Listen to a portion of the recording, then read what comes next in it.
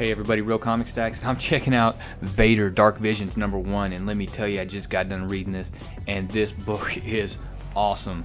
I mean, highest recommendation, go to your local comic shop and pick this one up because it is Vader at his finest. Loved it. Dennis Hopeless Hallum, I don't know how you say it. He did a great job on the writing, and Paolo, I can't even say his name, Villanelli, I'm gonna go with that. Smoked it. I mean, the art was good. There's a couple scenes in here that are just epic. I mean, just you could freeze frame it and just the kind of art you can just sit there, stare at, and get lost in. It is awesome. And I'll talk more about how awesome this is at the end. But the story starts with a young kid. He's out, probably teenage age, scavenging, and you find out that this planet wasn't always this barren wasteland. It doesn't appear to be a wasteland. There's animals and different things, but people cannot live on the surface, and it really doesn't explain why at first. You just know that they're scavenging and that they live underground now. And while he's out scavenging, he observes explosions in the sky, which he starts referring to them as gods and different things, because he doesn't understand it's actually a space battle between the Empire and the Rebels. And when you do get to see this shot of the battle, it looks absolutely amazing. This is the kind of art you can just get lost in. I love it. All the TIE fighters, the X-wings, the explosions, the capital ships squaring off. It is an amazing shot. So I mean, just hats off to the artist on this one, the colors as well.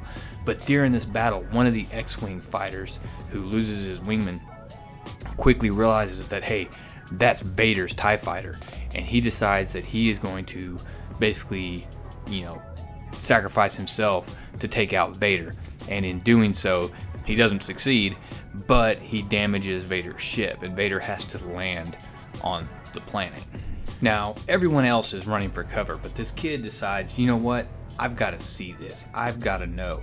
And you find out, he says that this thing is actually going to land on whatever this thing is called. Sorry, I couldn't remember. They call it the Ender. So they're worried about him landing on the Ender, waking whatever it is up, and well, that's basically what happens. And as Darth Vader steps out of the ship, they refer to him as this Black Knight. You see him step out, and this huge eyeball opens up, and this beast awakens and just stands up, and it's like this giant armed shark beast thing. It looks pretty awesome. And Vader does just goes ahead, lights up the saber, and plunges it straight in his eye. And the fight's on. Vader is running up the side of this thing, just dragging the lightsaber up its side, just ripping this thing open, just cutting, slicing, and just doing, what Vader does. And it is incredible. The art here is fun. It's really good. But then you see Vader get grabbed by this thing. This thing scoops him up, and it starts to crush him. But then Vader just calls back his uses the Force, calls back his lightsaber, and starts chucking at this thing's hand and cutting himself free. And after that, the beast just goes on a rampage. And the kid that spotted this has been watching this whole thing and hoping that Vader would destroy this beast. He is freaking out. He's on the run. He is convinced that he's a dead man walking at this point. And well, he pretty much is, until this incredible shot right here. Darth Vader riding this beast, lightsaber drawn, heading right after this monster, and just, that is such a beautiful shot. I loved it. I was like, oh man, I got chills on this one. And he goes after this thing. He's not done with it. He throws the kid to the side, and it makes it clear, it's like, I don't know if it was to save me or to get me out of his way, but regardless, he saved me. And Vader just flies at him, just force jumps straight at it. This thing, look at all those freaking teeth, man. And he's just going at it. He reaches up, he clenches his fist, freaking uses the Force, snaps this thing's jaws shut, and just commences and using that, plunges the lightsaber right into its throat and just rips this thing open. It is absolutely incredible. I mean, this beat Gamora's moment in Guardians of the Galaxy 2, where she ripped open the interdimensional beast thing, man. This was awesome. Anyways, the kid looks up and he tells Vader thank you, and Vader coldly just says, "You should not be thanking me, child."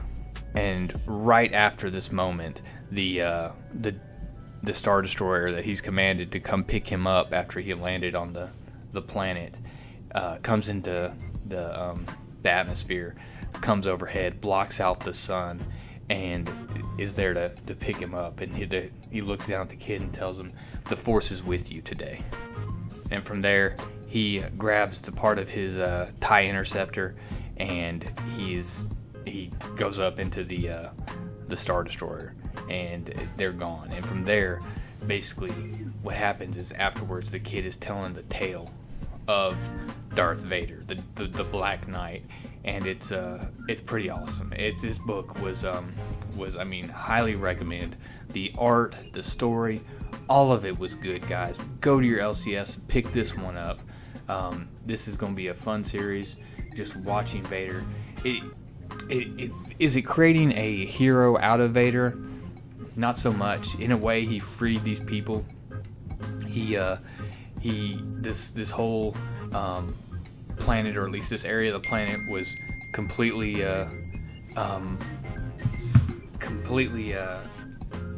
basically having to live underground because of this monster, and he eliminated it. So he's a hero in their eyes, but the reason he was doing it was not to be a hero. There was a beast. It was almost like a challenge for him to destroy it. At first, it was hey, this thing is, I'm on it, and then the fight was on, right? But so even in that end, where it was the kid saying thank you, and he said, "You shouldn't thank me," it leaves it pretty ambiguous to is Vader a hero? Is Vader a villain? Vader's definitely a villain.